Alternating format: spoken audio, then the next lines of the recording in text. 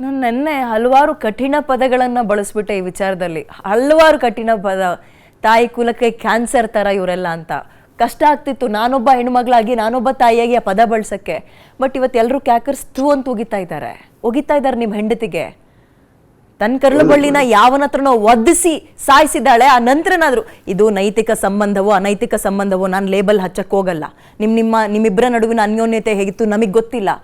ಮತ್ತೊಬ್ಬನ ಜೊತೆ ಹೋದ ನಂತರ ತನ್ನ ಮಗುನ ಅವನು ಯಾವನೋ ಕೊಂದು ಹಾಕ್ತಾನೆ ಅಂದಾಗ ಕೊರಳು ಪಟ್ಟಿ ಇಟ್ಕೊಂಡು ಕರ್ಕೊಂಡೋಗಿ ಸ್ಟೇಷನಿಗೆ ಒಪ್ಸಿದ್ದಿದ್ರೆ ಆಕೆ ಒಬ್ಬ ತಾಯಿ ಅಂತ ಅನಿಸ್ಕೊಳ್ತಾ ಇದ್ಲು. ಬಟ್ ಅವನ ತಪ್ಪನ್ನ ಮುಚ್ಚಾಕಕ್ಕೆ ಮಗು ಹೆಂಗೋ ಸತ್ತಾಯ್ತು, ಐಸ್ ಕ್ರೀಮ್ ತಿನ್ಸಿ ಕಾರಲ್ಲಿ AC ಹಾಕಿ ಮಲಗಿಸಿದ್ದೆ, ಬಿರಿಯಾನಿ ತಿನ್ಸಿ ಐಸ್ ಕ್ರೀಮ್ ತಿನ್ಸಿ ಮಲಗಿಸ್ಬಿಟ್ಟಿದೆ, ಬೆಳಗ್ಗೆ ಇದ್ರೆ ಮಗು ಇಲ್ಲ ಅನ್ನೋ ಕತೆ ಕಟ್ಟಕ್ಕೆ ತಲೆ ಹೆಂಗು ಓಡುತ್ತೆ ಆ ಟೈಮ್ನಲ್ಲಿ. ತನ್ನ ಸ್ವಂತ ಮಗು ಕಳ್ಕೊಂಡಿರೋ ಟೈಮ್ನಲ್ಲಿ ಈ ಥರ ಸ್ಟೋರಿಗಳನ್ನು ಕ್ರಿಯೇಟ್ ಮಾಡಕ್ಕೆ ಹೆಂಗೆ ಸಾಧ್ಯ ಆಗುತ್ತೆ? ಆಕೆ ಇನ್ನೆಂಥ ಕ್ರೂರತ್ವದ ಮೈಂಡ್ ಸೆಟ್ ಬೆಳೆಸ್ಕೊಂಡಿದ್ಲು ಆಕೆ ಅನ್ನೋದು ಪ್ರಶ್ನೆ ಬರುತ್ತೆ. ಹೌದು ಮೇಡಮ್, ಹೌದು. ಅಂತ ಒಂದು ಕಷ್ಟದ ಸಮಯದಲ್ಲಿ ಅಟ್ಲೀಸ್ಟ್ ಒಂದು ಪಾಪ ಪ್ರಜ್ಞೆ ಅನ್ನೋದು ಇತ್ತು ಅಂತ ಹೇಳಿದ್ರೆ ಹಿಂಗಾಗೋಯ್ತು ನನ್ ತಪ್ಪಾಯ್ತು ಅಂತಾದ್ರೂ ಬಂದಿದ್ರು ಅದು ಲೆಕ್ಕ ಬೇರೆ ಆಗ್ತಿತ್ತು ಮೇಡಮ್. ಆ ಟೈಮಲ್ಲೂ ಮತ್ತೆ ಅದೆಲ್ಲ ಕವರ್ ಅಪ್ ಮಾಡಕ್ಕೆಲ್ಲ ಓಡಾಡ್ಕೊಂಡ್ಬಿಟ್ಟು ಈ ತರ ಆಶ್ಚರ್ಯ. ಅದೇ ಗೊತ್ತಾಗ್ತಿಲ್ಲ ನನ್ಗೂನು ನೆನ್ನೆಯಿಂದ. ಸರ್ ನೀವು ಪ್ರವೀಣ್ ಅವರೇ, 1 ಸೆಕೆಂಡ್. ನಮಗೆ ಈಗ ಫೊರೆನ್ಸಿಕ್ ತಜ್ಞ ದಿನೇಶ್ ಅವರು ಲೈವಿಗೆ ಜಾಯ್ನ್ ಆಗ್ತಿದ್ದಾರೆ. ನಿಮಗೂ ಇದ್ರ ನಡುವೆ ಏನಾದರೂ ಪ್ರಶ್ನೆಗಳಿದ್ರೆ ದಯವಿಟ್ಟು ನೀವು ಕೇಳಿ. ಬಿಕಾಸ್ ಈ ಅಪ್ಡೇಟ್ಗಳು ನಿಮಗೆ ಇವಾಗ ಗೊತ್ತಾಗ್ತಾ ಇದೆ. ರಕ್ತ ಹೆಬ್ಬಗಟ್ಟಿದ್ದು ಯಾವ ಭಾಗದಲ್ಲಿ ಏನಾಗಿತ್ತು ನನಗೆ ಈಗ ಗೊತ್ತಾಗ್ತಾ ಇದೆ ಅಂತ ನೀವು ಹೇಳಿದ್ರಿ. ನೀವು ಬೇಕಾದ್ರೆ ಪ್ರಶ್ನೆ ಆ್ಯಡ್ ಮಾಡಿ ನನ್ನ ಜೊತೆಗೆ. ದಿನೇಶ್ ಸರ್ ನಮಸ್ತೆ, ನನ್ನ ಧ್ವನಿ ನಿಮ್ಗೆ ಕೇಳಿಸ್ತಾ ಇದೆ ಅನ್ಕೊಳ್ತೀನಿ. ಕೇಳಿಸ್ತದೆ, ಹೇಳಿ. ಇದು ವೆರಿ ಅನ್ಫಾರ್ಚುನೇಟ್. ಬಟ್ ನಾನು ನಿಮ್ಮನ್ನ ಟೆಕ್ನಿಕಲ್ ಆಗಿ ಮಾತಾಡ್ಸೋದಾದ್ರೆ ಇನ್ನು ಮುಂದಕ್ಕೆ ಇದನ್ನ ಹೇಗೆ ತನಿಖೆ ಮಾಡ್ಕೊಂಡು ಹೋಗ್ಬೋದು ಸರ್? ರಿಪೋರ್ಟ್ ಎಲ್ಲ ಬಂದಿದೆ, ಬಟ್ ರಿಪೋರ್ಟಲ್ಲೂ ಕೆಲವೊಂದು ಅಂಶಗಳು ಅದು ನ್ಯಾಚುರಲ್ ಡೆತ್ ಅಲ್ಲ ಅನ್ನೋದು ಗೊತ್ತಾಗಿದೆ. ಸೊ ಆಫೀಸರ್ಸ್ಗಳಿಗಿರೋ ಅವಕಾಶಗಳು ಏನು ಇದ್ರ ಬಗ್ಗೆ ತನಿಖೆ ಮಾಡಕ್ಕೆ? ಅಲ್ಲ ನೋಡಿ, ಮೊದಲನೇದಾಗಿ ಪೊಲೀಸ್ ಆಫೀಸರ್ಸ್ ಏನಿದ್ದಾರೆ, ಒಮ್ಮೆ ಆ ಮಗುನ ನೋಡಿದ ತಕ್ಷಣ ಅವಾಗ್ಲೇ ಗೊತ್ತಾಗತ್ತೆ. ನೋಡಿ, 6 ವರ್ಷದ ಮಗು ಸತ್ತಾಗ ಅದು ಕಾಯಿಲೆಯಿಂದ ಸತ್ತಿದೆ ಅಂತ ಇದ್ರೆ ಅದಕ್ಕೆ ಮುಂಚೆ ಏನಾದ್ರೂ ಕಾಯಿಲೆ ಬಂದಿರೋದಕ್ಕೆ ಪುರಾವೆ ಇರುತ್ತೆ. ಕರೆಕ್ಟ್. ಸೊ 6 ವರ್ಷದ ಮಗ ಸಡನ್ ಆಗಿ ಸತ್ತಾಗ it is a common sense that ಯಾರಿಗೆ ಆಗ್ಲಿ ಅನುಮಾನ ಬರಬೇಕು.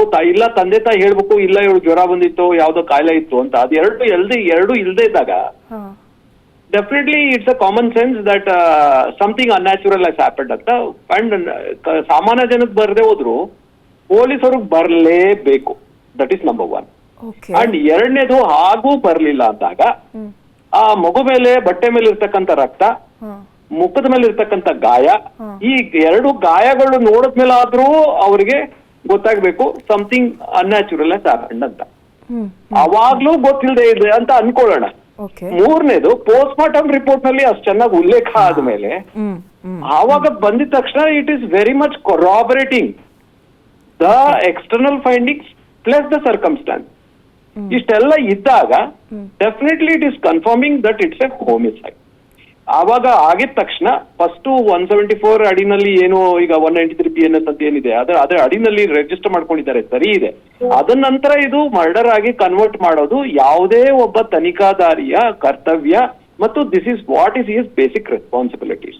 ಸೊ ಇಷ್ಟು ಕನ್ಫರ್ಮ್ ಆದ ನಂತರ ಮೊದಲನೇ ಮೋಸ್ಟ್ ಇಂಪಾರ್ಟೆಂಟ್ ಥಿಂಗ್ ಇಸ್ ಕಾರ್ನ ಸೀಸ್ ಮಾಡೋದು, ಪ್ಲಸ್ ಅಲ್ಲಿರ್ತಕ್ಕಂಥ ವಿಟ್ನೆಸಸ್ ಯಾರದೇ ಅವ್ರದ್ದು ಸ್ಟೇಟ್ಮೆಂಟ್ ರೆಕಾರ್ಡ್ ಆಗೋದು, ಕಾರ್ನಲ್ಲಿ ಮಗುಗೆ ಹೊಡೆದಿದಾಗ ಆಗಿರ್ತಕ್ಕ ರಕ್ತದ ಕಲೆಗಳಿರ್ಲಿ ಇಲ್ಲ ಮಗುಗೆ ಸಂಬಂಧಪಟ್ಟ ವಸ್ತುಗಳೇನಿದೆ ಅದನ್ನೆಲ್ಲ ಶೇಖರಣೆ ಮಾಡೋದು, ಪ್ಲಸ್ ಅಲ್ಲಲ್ಲಿ ಯಾರಿದ್ರು ಯಾರಿಲ್ಲ ಅನ್ನಕ್ಕೆ ಕಾಲ್ ಡಂಪಿಂಗು, ಕಾಲ್ ರೆಕಾರ್ಡ್ಸ್, ಗೂಗಲ್ ಕೋಆರ್ಡಿನೇಟ್ಸ್ ಇದರಲ್ಲಿ ಗೊತ್ತಾಗತ್ತೆ. ಇದಾದ ನಂತರ ವಿಟ್ನೆಸಸ್ ಸ್ಟೇಟ್ಮೆಂಟ್ ರೆಕಾರ್ಡ್ ಮಾಡಿಕೊಂಡು definitely they should carry out with investigation with relevant forensic examination. ಇಷ್ಟೆಲ್ಲ ಈ ಕೇಸ್ನಲ್ಲಿ ಮಾಡದೇ ಇದ್ದಾಗ ಅನುಮಾನಗಳ ಒಂದೇ ಅಲ್ಲ, ಇವರು ಅದರಲ್ಲಿ ಸೇರ್ಕೊಂಡಿದ್ದಾರೆ ಅಂತ ಇದು ಇವರ ಮೇಲಾಧಿಕಾರಿ ಗೊತ್ತಾಗಿ ಇಷ್ಟೊತ್ತಿಗೆ ಆಕ್ಷನ್ ತಗೊಳ್ಬೇಕಾಗಿತ್ತು. ಸೊ ದಟ್ ಇಲ್ಲಿವರೆಗೂ ಬರೋ ಅವಶ್ಯಕತೆ ಇರಲಿಲ್ಲ. Because of their failure definitely the family has come out to the media. And I think ಈಗಾದ್ರೂ ಅವ್ರಿಗೆ ಗೊತ್ತಾಗಿದೆ ಅಂತ ನಾನು ಅನ್ಕೊಂಡಿದ್ದೀನಿ. ಮೇಲಾಧಿಕಾರಿಗೆ ಗೊತ್ತಾಗಿ I am sure that they will take action on that concern office. Okay sir, ಈಗ ಕಾರ್ನಲ್ಲಿರುವ ಈ ರಕ್ತದ ಕಲೆಯನ್ನೆಲ್ಲ ಸ್ಯಾಂಪಲ್ಸ್ ತಗೋಬೇಕಿತ್ತು ಅಂತ ನೀವು ಹೇಳಿದ್ರಿ. ಅದಕ್ಕೆ ಏನಾದರೂ ಹೆಸರಿದೆಯಾ ಸರ್? ಪರ್ಟಿಕ್ಯುಲರ್ಗೆ ಇಂಥ ಟೆಸ್ಟ್ ಇದರಲ್ಲಿ ಇಂಥ ವಿಚಾರಗಳು ಹೊರಗೆ ಬರುತ್ತೆ ಅಂತ ಏನಾದರೂ ನಮಗೆ ಐಡಿಯಾ ಕೊಡ್ಬೋದಾ ನೀವು? ನೋಡಿ, ಒಂದು ಪ್ರಶ್ನೆ ಇರೋದು ಈಗ ಅದರಲ್ಲಿ ಯಾರಿದ್ರು ಅಂತ, ಕೆಲವರು ಒಬ್ರು ಇದ್ದಾರೆ ಇನ್ನೊಬ್ರು ಇಲ್ಲ ಅಂತ ಅಲ್ಲಿ ಬಂದಿರೋದು ಹೌದು ಪ್ರಶ್ನೆ. ಹಾ ಹಾ ಸೊ ಅವ್ರು ಇದಾರೆ ಇಲ್ಲ ಅಂದಾಗ ಕಾರ್ನಲ್ಲಿ ಇರ್ತಕ್ಕಂತ ಸ್ವಾಬ್ಗಳು ತಕೊಂಡ್ರೆ ಅದರಲ್ಲಿ ಗೊತ್ತಾಗತ್ತೆ ಜಾಸ್ತಿ. ಪ್ಲಸ್ ಸಿಸಿಟಿವಿ ರೆಕಾರ್ಡ್, ಸುತ್ತಮುತ್ತಲಿರ್ತಕ್ಕಂಥ ಸಿಸಿಟಿವಿ ಪ್ಲಸ್ ಡಿಜಿಟಲ್ ಎವಿಡೆನ್ಸ್ ಅಲ್ಲಿ ಇನ್ನೊಂದು ಈ ಕಾಲ್ ಡಂಪಿಂಗ್, ಗೂಗಲ್ ಕೋಆರ್ಡಿನೇಟ್ಸ್ ಅಂತ ಏನ್ ಹೇಳಿದೆ ಅದು 2. ಮೂರನೇದು ಬಯಾಲಜಿಕಲ್ ಎವಿಡೆನ್ಸಸ್ ಅಗತ್ಯ ಬಿದ್ದಲ್ಲಿ ಮಾತ್ರ, ಲೈಕ್ DNA ಆರ್ ಪ್ರಿಂಟ್ಸ್ ಏನಿದೆ, ಸ್ಟೇರಿಂಗ್ ವೀಲ್ ಆಗ್ಲಿ, ಗೇರ್ ಬಾಕ್ಸ್ ಆಗ್ಲಿ, ಡೋರ್ಸ್ ಆಗ್ಲಿ, what ever prints they have, they can take easy ಆಗಿ ಕನ್ಫರ್ಮ್ ಮಾಡ್ಬೋದು. C I am telling it so easy investigation. So ಅದನ್ನ ಮಾಡ್ಬೇಕು. ಪ್ಲಸ್ ಮಗು ಅಲ್ಲಿ ಅನ್ಯಾಚುರಲ್ ಆಕ್ಟ್ ನಡೆದಿದೆ ಅನ್ನಕ್ಕೆ ಮಗುನಲ್ಲಿ ಬಂದಿರತಕ್ಕಂತ ರಕ್ತದ ಕಲೆಗಳು that is sufficient. Plus post mortem report corroborate ಮಾಡುತ್ತೆ. ಪ್ಲಸ್ ಇವ್ರ ಸ್ಟೇಟ್ಮೆಂಟ್ ಕನ್ಸಿಸ್ಟೆಂಟ್ ಇದೆಯೋ ಇನ್ಕನ್ಸಿಸ್ಟೆಂಟ್ ಇದೆಯೋ ಅದಾದ ಮೇಲೆ ಆಪಾದಿತ ಯಾರು ಅಂತ ಗೊತ್ತಾಗ್ಬಿಡುತ್ತೆ. So is such a easy straightforward case.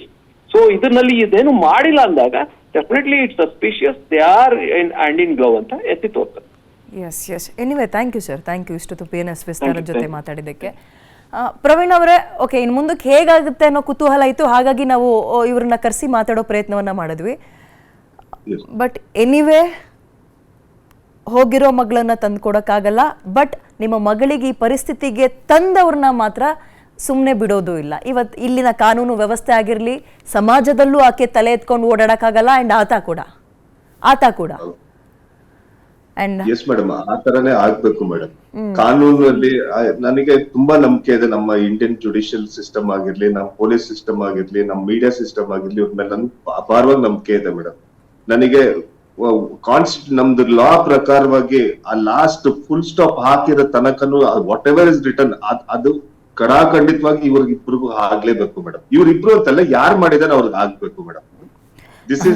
ನನ್ನೆ ನಿಮ್ ಜೊತೆ ಮಾತಾಡ್ದಾಗಿಂದ ನಮಗೆ ಅನ್ಸಿದ್ದು, ನಮ್ಮ ಮನೆಗಳಲ್ಲಿ ಮಕ್ಕಳು ಬಿಸಿನೀರಿಗೆ ಕೈ ಅದ್ದಿದ್ರು ಅಂದ್ರೆ ನಮ್ಗೆ ಇಡೀ 2-3 ದಿನ ಆಫೀಸಿಗೆ ಬರಕ್ ಮನ್ಸಿರಲ್ಲ. ಆಫೀಸಿಗೆ ಬಂದ್ರು ಗಮನ ಎಲ್ಲ ಅಲ್ಲೇ ಇರುತ್ತೆ. ಅಂಥದ್ರಲ್ಲಿ ತಾಯಿ ಅಂತ ಅನ್ನಿಸ್ಕೊಂಡವಳು ಮಗು ಜೀವನೇ ತೆಗ್ದಿದ್ದಾನೆ, ಯಾರೋ ಸಂಬಂಧ ಇಲ್ದಲೇ ಇರೋನು, ಅದನ್ನ ಮುಚ್ಚಾಕಕ್ಕೆ ಓಡಾಡ್ತಾ ಇದ್ರು ಇಲ್ಲಿ ತನಕ. ಮಗಳ ಪುಣ್ಯ ಸ್ಮರಣೆ ಮಾಡ್ತಾ ಇರ್ತೀರಿ, 15 ದಿನದ ಕಾರ್ಯನೋ ಏನೋ ಮಾಡ್ತಾ ಇರ್ತೀರಿ, ಅವತ್ತಿನ ದಿನ ಎಲ್ಲೋ ಅವನನ್ನು ಕರ್ಕೊಂಡು ತಿರ್ಗಾಡಕ್ಕೆ ಹೋಗಿದ್ರು ಅಂದಾಗ ತುಂಬ ಪ್ರಶ್ನೆಗಳು ಕಾಡುತ್ತೆ ಸರ್. ಅಸಹ್ಯ ಅನ್ಸಲ್ಲ, ಪ್ರಶ್ನೆಗಳು ಎಲ್ಲೆಲ್ಗೋ ಕರ್ಕೊಂಡೋಗಿ ನಿಲ್ಸುತ್ತೆ ನಮ್ಮನ್ನು. ಎನಿವೆ, ಗಟ್ಟಿ ಧೈರ್ಯವನ್ನು ಮಾಡ್ಕೊಳ್ಳಿ. ದೈಹಿಕವಾಗಿ ನಿಮ್ಮ ಜೊತೆ ಇಲ್ದಲ್ಲಿರುವ ಮಗಳಿಗೆ ನ್ಯಾಯವನ್ನು ಕೊಡಿಸುವ ಕೆಲಸ ನಿಮ್ಮ ಕಡೆಯಿಂದ ಆಗಲಿ, ಮಾಧ್ಯಮಗಳಾಗಿ ನಾವು ನಿಂತ್ಕೊಳ್ತೀವಿ. ಜೊತೆಗೆ ಸಮಾಜ ಖಂಡಿತವಾಗ್ಲೂ ಇಂಥ ವಿಚಾರದಲ್ಲಿ ನಿಮ್ಮ ಜೊತೆ ಇರುತ್ತೆ, ಖಂಡಿತವಾಗ್ಲೂ ಇರುತ್ತೆ. Thank you sir, thank you.